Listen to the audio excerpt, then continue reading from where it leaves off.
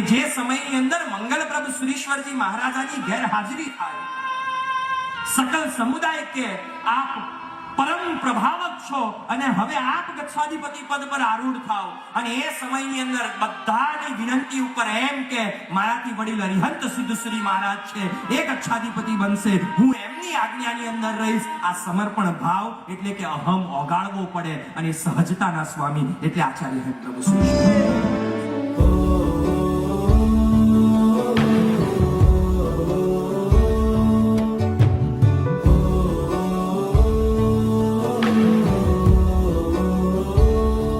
शासन दीपक बन्या तमे, सलामी आपु सदा तुझने, पामिया साचू सत्व तमे, सहारा आपो हवे मुझने.